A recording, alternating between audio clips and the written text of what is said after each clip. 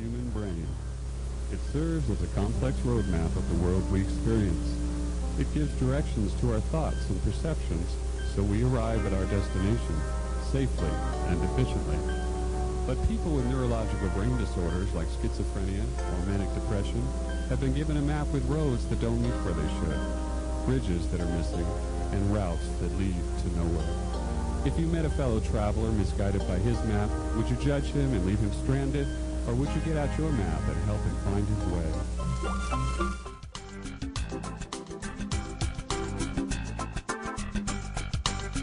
Joe Tyler, erasing stigma.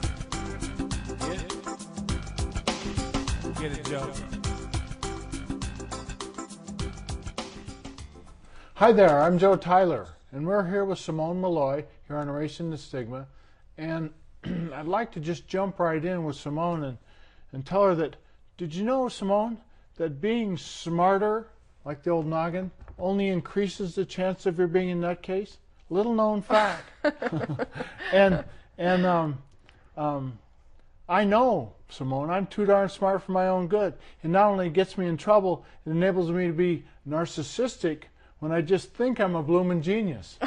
Plus, now I even count things obsessively. So I must be OCD, obsessive compulsive. Almost to the point where I think that everything should come in pairs of two, all neatly made and handsomely contour lacquer stroked, like the many, many pairs of red socks in my drawers. But do you shop at Walnuts World for banana nut bread? Sometimes. Okay, for banana nut bread, Walnuts World is a great place because banana nut bread is a lot like families. A lot sweet with just a few nuts. That's us. Okay, we having fun yet? Oh yeah. I'm going to do this syncat.org, and if you guys out there in TV land, I'm pitching to the people in TV land. If you want to see us up on the web, and you can tune into a number of different shows. There's a lot of different shows up there. If you want to see us, syncat.org, www, the World Wide Web, syncat.org, and that means anywhere within the range of my voice, you can get us on TV on your computer. So check it out. Today, our guest on the program that looks at the topic of mental health is a peer-to-peer class member who is a poet. And didn't know it. And didn't know it. She knows she's a poet now. She may share a poem tonight. She has written on today's, the poem she's written on today's show. As well, Simone speaks as a cross between English, I don't know whether I can get this right, English and Australian. Yes. So she's an English Aussie, or well, I call myself Anglo-Austrican. So tell me about that. Tell for our viewers, because you guys are, you gals, you guys. I don't know whether we say guys on the West Coast, and I don't know what they say in bloody old England, and what they say in Aussie land. I get confused the land too. down under. Yeah. So, but Russell Crowe was Australian. Yes. And did the movie Beautiful Mind. And so how does you had a mom who was... No, my mum's English. Your mums. Yes. I hear you say mum. Yes. Mum's English. Dad's Australian, but I was Australian. actually born here in the States. Went to England when I was about 7 years old. Came back to born over here. Went to England when I was about 7, and then came back here in my early 20s, and I've pretty much spent the most part back here in the States since then, back in '86. So never quite lost the brogue. But I mean, and as we were speaking before the show, Simone, it makes you somewhat stand out in the crowd sometimes. Yes. And sometimes you can blend in a little bit, but when I say a little bit, I say a little bit too, because it's a little bit. Until I open my mouth, yes. Until you open your mouth, yes. Yeah. Yes. Yeah. Sometimes it's a good thing, and sometimes it's not a good thing. Sometimes I'd rather just hide. But fortunately, well, I'm just me. Can't be anybody else. So. And now we're moving right into stigma. This show is all about stigma and discrimination surrounding a brain disorder. And tell us what you're diagnosed with, and how stigma's torn your life, or what it's done with your life. Well, basically, my diagnosis was suicidal depression. And it's been sort of a really tough road. You never quite know who to share your problems with, which makes it very difficult at times to reach out for help. You know that there is help out there, but even when I was a teen and was suicidal after a traumatic event when I was 19, I was reluctant. I didn't reach out for the help that I should have gotten back then because I felt embarrassed. Pretty much, people just want you to kind of keep the stiff upper lip in England and just go on. And you were in England at that point? Yes. Yes. And so in England, I kid with people and say an automobile accident is simply smashing. But did you have friends over there? Did you have trouble? Were you isolating, or what kinds of things were going on? I was rather isolated at the time. I didn't have that many friends. My home environment was not ideal. It was probably better than most, but I grew up in an alcoholic environment, which made it difficult at times because you never quite knew what we were going to be coming home to, so it made it embarrassing to bring friends home. So it made it difficult. And we moved a lot. Yes. So. What was your father why did you move? What was there?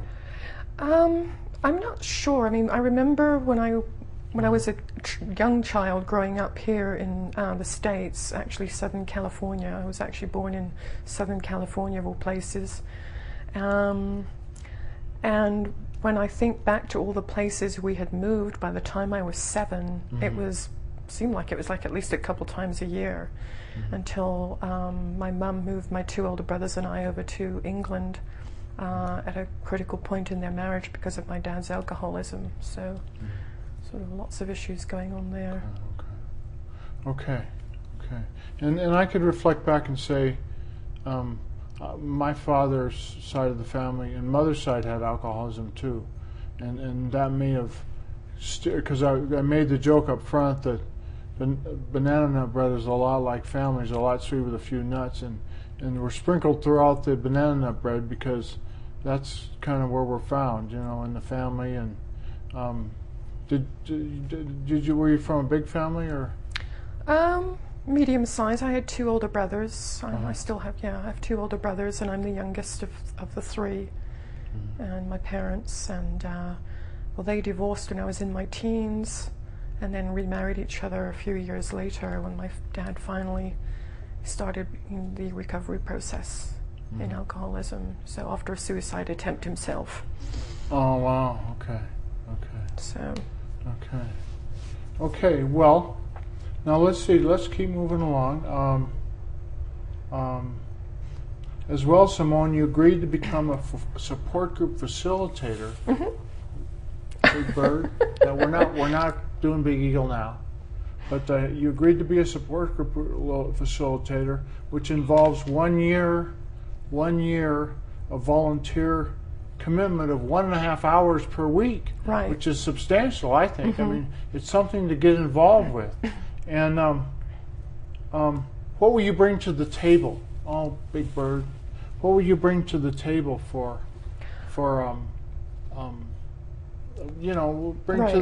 bring to the therapy table with regard to your background? Well, probably a lot of life experience for one thing, and a lot of different areas.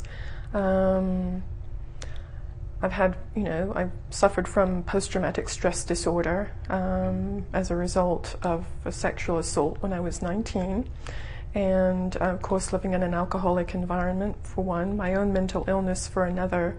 When I moved to Northern California in the early 90s, I started out as a volunteer with Rape Crisis Intervention.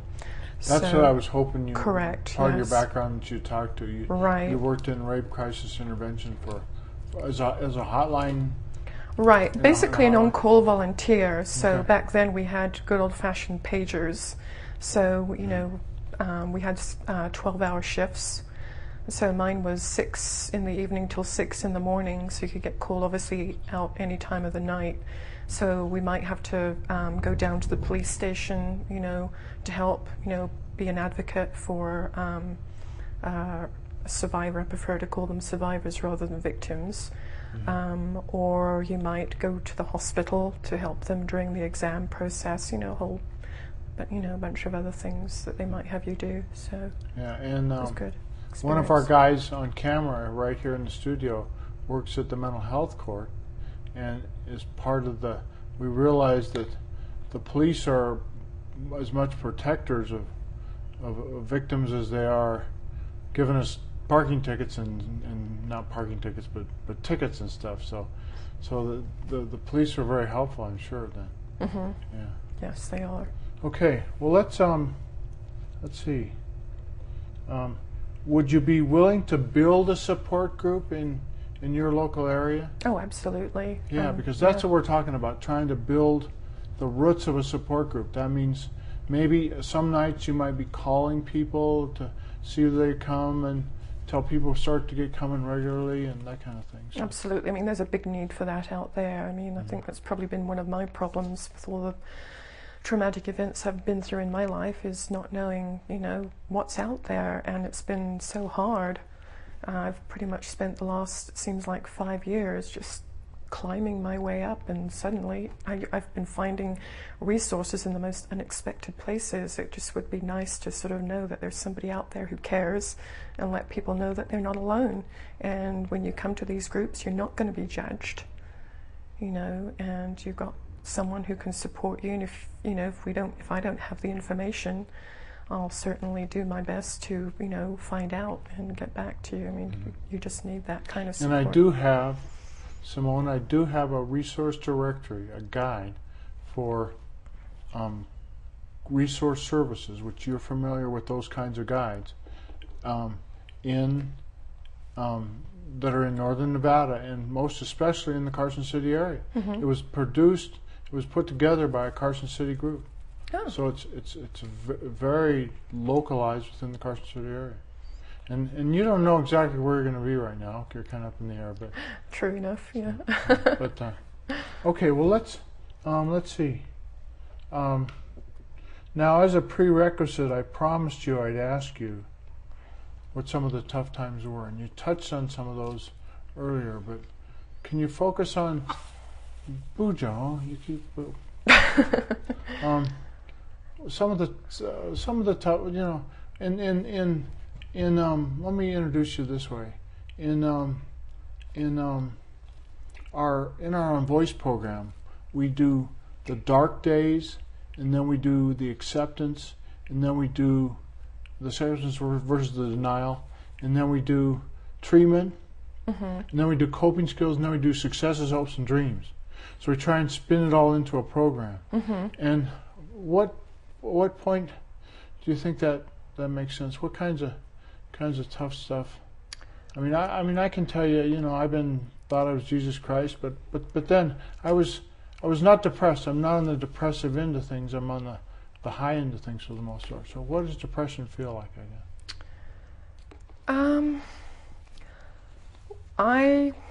I guess I was starting to realize that I had a problem back in 2005. That was my very first suicide attempt back then, and I meant it. And I spent almost 2 weeks in hospital then at that time, but I didn't really get to finish, I don't feel like I really got to finish the process. It really wasn't until I started the process all over again and was suicidal again earlier this year, and was actually in hospital then for a month. And that's pretty well when it hit home to me that I had a problem and it needed to be addressed, and it was time to really reach out for help. So it wasn't a particular time in your life when you can say I was really, when I couldn't see the forest for the trees, or I couldn't see the light at the end of the tunnel, or I felt like that pretty well for a good portion of my life, but I think probably what really started it was being raped when I was 19. and the stigma that was attached to that was pretty horrendous. The court system back in the 70s handled those kinds of cases very badly. That case went to the Old Bailey, and I remember that I very nearly, I thought very seriously about committing suicide back then, going through the court process. I didn't, I could feel myself coming apart, and it was just felt like I was a shadow of myself. I don't really know how else to describe it. I became extremely withdrawn. I was very, very angry, and I just stopped being who I thought I was. And then sort of after a while, when you shut down, you just sort of forget who you are. And that's, one of the triggers, for me that I'm learning to recognize is when it starts, and to learn now to recognize those things to prevent relapse in the future. As well, of course, as taking my medications now, because I wasn't put on any medications at that time, other than to help me sleep at night. But I think back then they didn't really have enough information and insight into, post-traumatic stress disorder, on top of which I also have a thyroid condition. And I've also learned over the years, particularly more so now, how much thyroid conditions can help bring on depression symptoms, especially if your dosage is not correct. And so everything just sort of happened all at once for me. And I felt like I didn't really have the time. I felt like I was on this ever downward roller coaster ride, and it was just about too late until I wound up in hospital. So. Yeah. And it's hard to say what was happening in your life at that point, but so some of the stuff was probably situational, and some of it was probably... Right. I was diagnosed with situational depression in 2005, which is surprising. Because I did attempt suicide, but this last time, when I was brought in involuntarily, it was a wake-up call for me, and I started recognizing the symptoms, and I found that I was even suicidal in the hospital, because I had so many things going on in my life, and I felt like I wasn't able to cope. I felt overwhelmed. I wasn't getting the support that I needed from other people. My family back in England were very upset about me returning to the States. And so that was a big support network that was just basically yanked out from under my feet. And so, a support network is very important, whether it's family, whether you've got friends, whether you've got caring, professionals. And, thankfully, the people at the hospital were really helpful, and they were absolutely smashing. And without them, I wouldn't be sitting here today. And certainly without you, I wouldn't be sitting here today. Let's go away for a little commercial message. We'll be right back with Simone Malloy in just no, we're not. Okay, well, we're going to go to the bird. We're going to go to Big Moosey. I'm not sure why this is happening, but let's go with it. Come on, Big Bird. Okay, let's go. Come here, Big Bird. Let's go with the big eagle. Big eagle.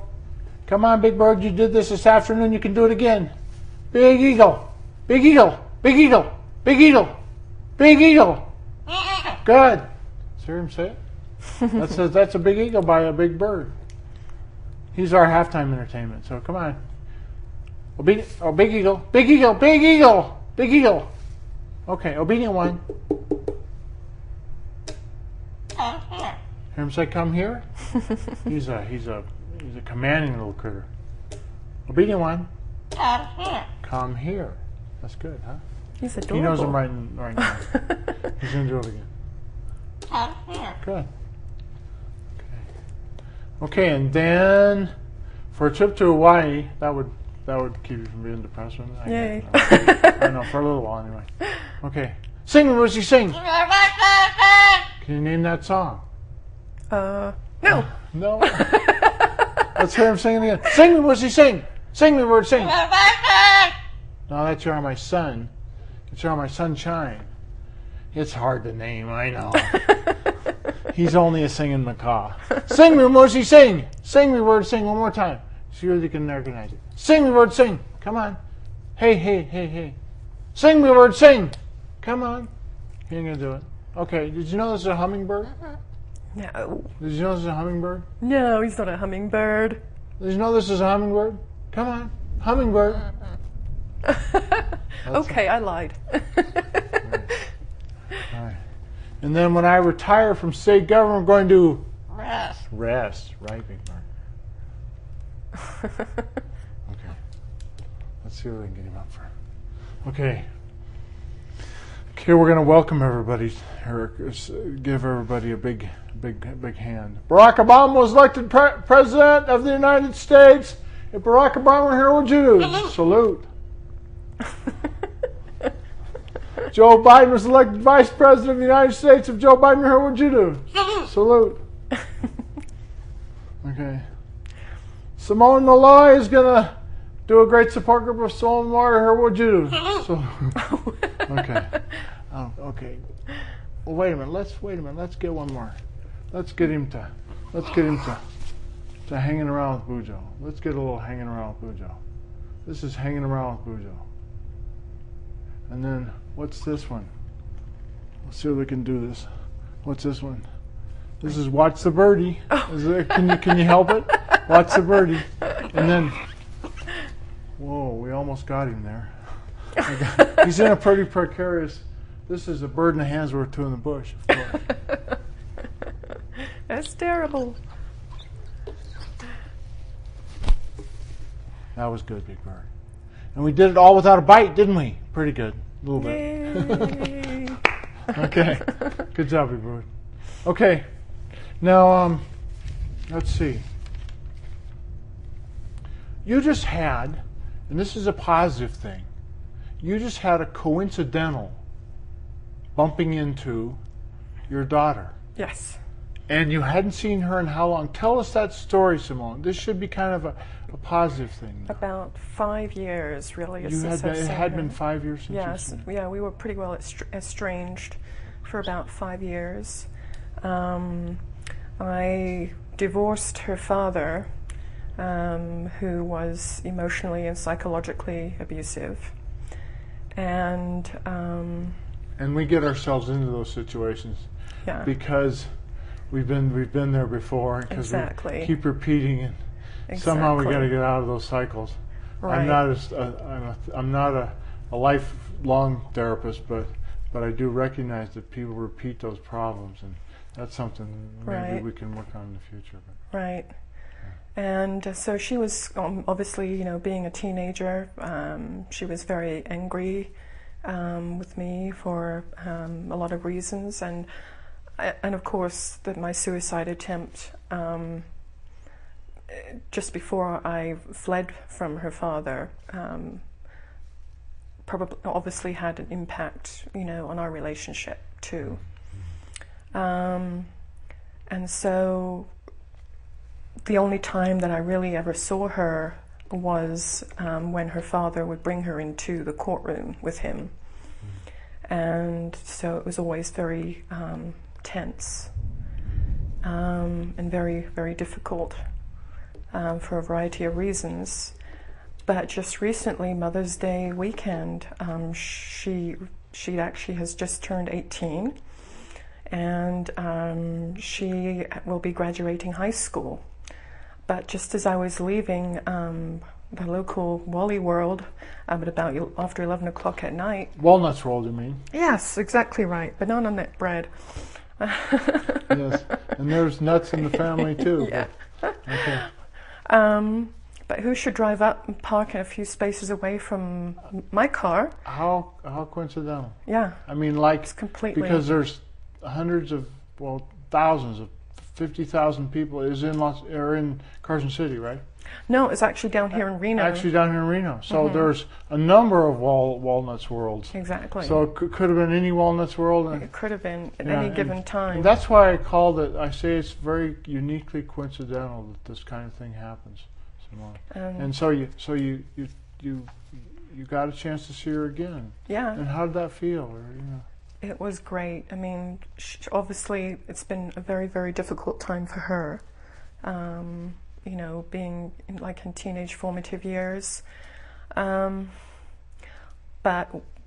it was kind of odd. She got out of the car with 2 other friends, and she said, "Well, aren't you going to say hello to me?"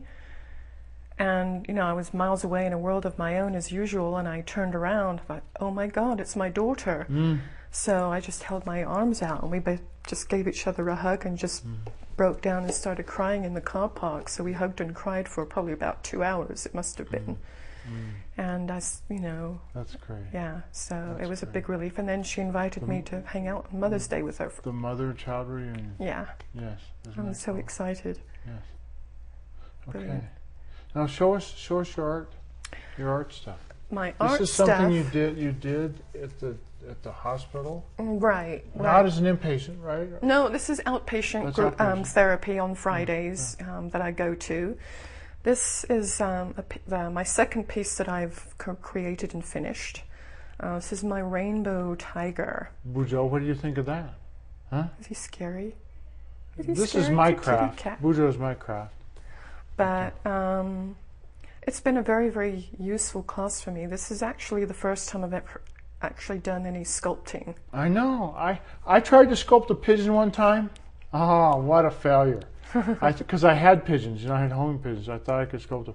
That's a beautiful, look at the colors in that piece. Thank you. It's beautiful.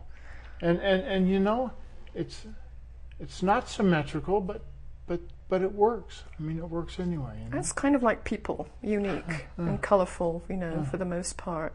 I kind of figure like a poem that I wrote recently, it's kind of indicative of your approach on life. I suppose I have a kinship for the big cats. I like leopard print, and I like lions and, and tiger prints and things like that. So this kind of just piece spoke to me, and it just started formed as I was messing with the clay.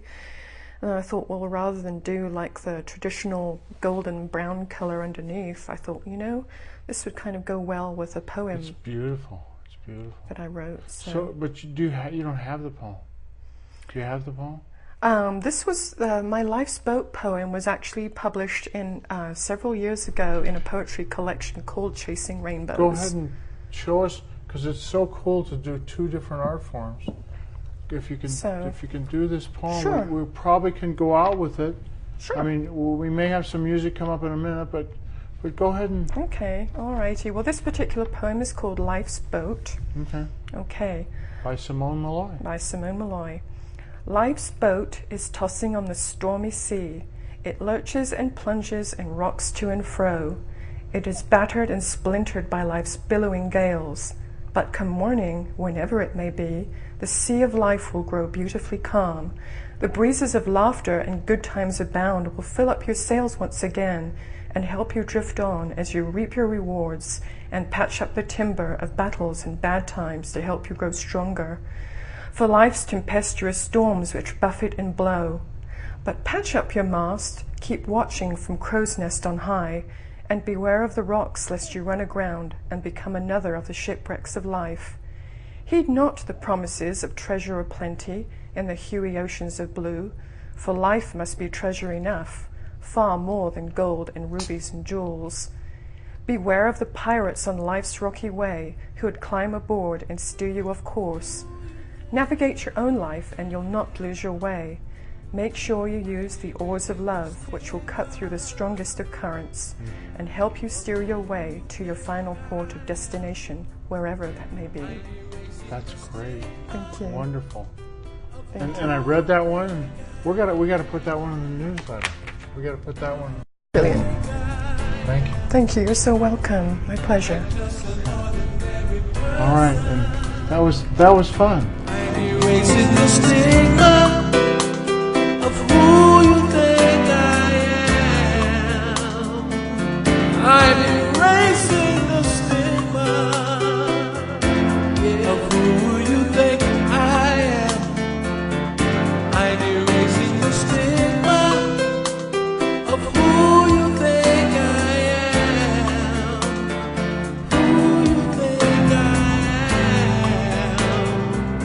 I'm just an ordinary person.